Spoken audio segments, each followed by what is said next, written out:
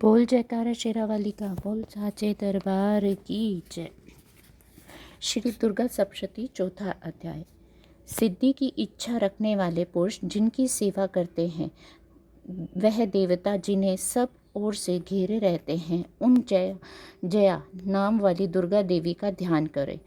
उनके श्री अंगों की आभा काले मेघ के समान श्याम है। वे अपने कटाक्षों से शत्रु समूहों को भय प्रदान करती है। उनके मस्तक पर आबाद तब चंद्रमा की रेखा शोभा पाती है। वे अपने हाथों से शंख चक्र कृपाण और त्रिशूल धारण करती हैं। उनके 3 नेत्र हैं। वे सिंह के कंधे पर चढ़ी हुई हैं और अपने तेज से तीनों लोकों को परिपूर्ण कर रही हैं। ऋषि कहते हैं कि अत्यंत पराक्रमी दुरात्मा महिषासुर तथा उसकी दैत्य सेना देवी के हाथों से मारे जाने पर इंद्र आदि देवता प्रणाम के लिए गर्दन झुकाएं। माँ के सामने प्रकट हुए, कंधे झुकाकर उन भगवती दुर्गा का उत्तम वचनों का सत्वन करने लगे। उस समय उनके सुंदर अंगों से में अत्यंत हर्ष के कारण रोमांच हो आया था। देवता बोले, संपूर्ण देवताओं की शक्ति का समुदाय की जिनका स्वरूप है, जिन देवी अपनी शक्ति से संपूर्ण जगत को व्याप्त कर रखा है, समस्त देवताओं और महर्षियों पूजनीय उन जगदम्बा हम भक्ति पूर्वक नमस्कार करते हैं। वे हम लोगों का कल्याण करें। जिनके अनुपम प्रभाव और बल का वर्णन करने में भगवान शेषनाग, ब्रह्मा जी तथा महादेव जी भी समर्थ नहीं हैं। वे भगवती चंडी का संपूर्ण जगत का पालन एवं अशुभ भय का नाश करने वाली विचार करें, जो पुण्यात्माओं के घरों में स्वयं ही लक्ष्मी रूप से पापियों के यहाँ दुख दरिद्रता रूप से, शुद्ध अंतःकरण वाले पुरुषों के या हृदय में बुद्धि रूप से, सत्पुरुषों के श्रद्धा रूप से तथा कुलीन मनुष्यों के लज्जा रूप से निवास करती है, उन आप भगवती दुर्गा को हम नमस्कार करते हैं। देवी, आप संपूर्ण विश्व का पालन कीजिए। देवी, आप के इस अचित्य स्वरूप का असुरों का नाश करने वाले भारी पराक्रम तथा समस्त देवताओं और दैत्यों के समक्ष युद्ध में प्रकट किए हुए आपके अद्भुत चरित्रों का हम किस प्रकार वर्णन करें। आप संपूर्ण जगत की उत्पत्ति में कारण हैं। आप में सत्व गुण, रजोगुण तथा तमोगुण हैं। ये तीनों गुण मौजूद हैं। जो भी दोषों के साथ आपका संसरण नहीं जान पड़ता, भगवान विष्णु और महादेव आदि देवता भी आपके पार नहीं पाते। आप ही सबका आश्रय हैं। यह समस्त जगत आपका अंशभूत है, क्योंकि आप सबकी आदि भूत अव्याकुलता पूरा प्रकृति है। देवी, संपूर्ण यज्ञों में जिसके उच्चारण से सब देवता तृप्त लाभ करते हैं, वह स्वाहा आप ही हैं। इसके अतिरिक्त आप पितरों को भी तृप्ति का कारण है।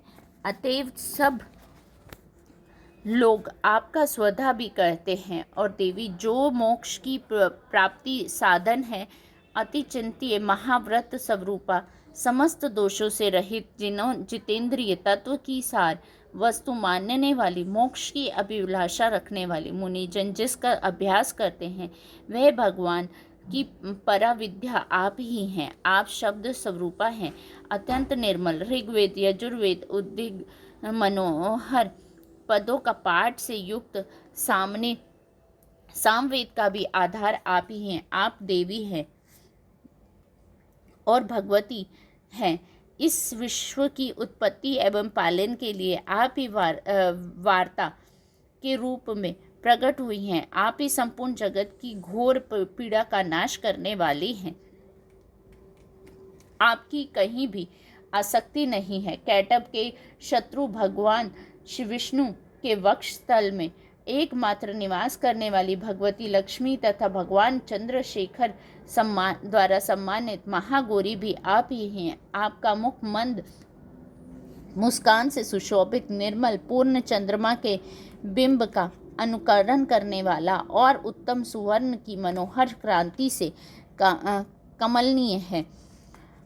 तो भी उसे देखकर महिषासुर को क्रोध हुआ और सहसा उसने उस पर प्रहार कर दिया।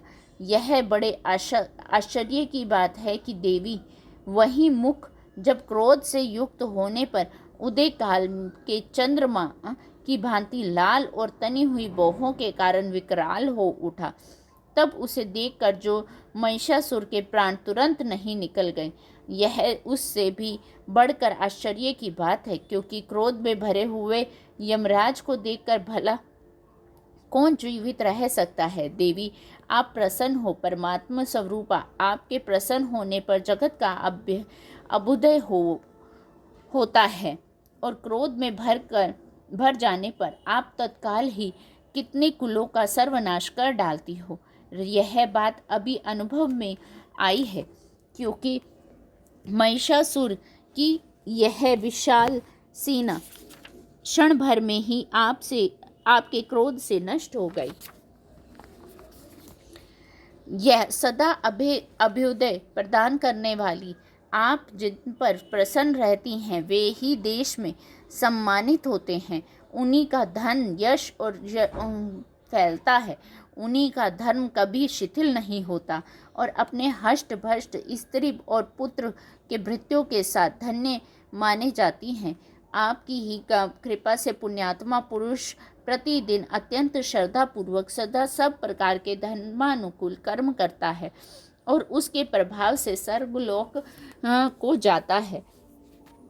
इसलिए आप तीनों लोकों में निश्चय ही मनोवांछित फल देने वाली हैं। माँ दुर्गे आप स्मरण करने पर भी प्राणियों का भय हर लेती हैं और स्वस्थ पुरुषों द्वारा चिंतन करने पर उन्हें परम कल्याणमयी बुद्धि प्रदान करती हैं।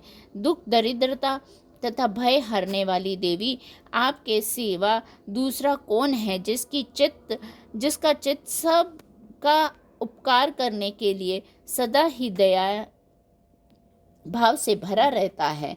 देवी इन राक्षसों के मारने से संसार को सुख मिले तथा ये राक्षस चिरकाल तक नरक में रहने के लिए भले ही पाप करते रहे हों, उस समय संग्राम में मृत्यु प्राप्त होकर स्वर्गलोक में जाएं। निश्चय ही यदि यही सोचकर आप शत्रुओं का वध करती हैं, आप शत्रुओं पर शस्त्रों का प्रहार क्यों करती हैं? समस्त असुरों को दृष्टिपात मात्र से ही भस्म करना क्यों नहीं कर देती? इससे एक रहस्य है, ये शत्रु भी हमारे शास्त्रों से पवित्र होकर उत्तम लोक को जाएं। इस प्रकार उनके प्रति भी आपका विचार अत्यंत उत्तम रहता है। खड्ग के तेज से पुंज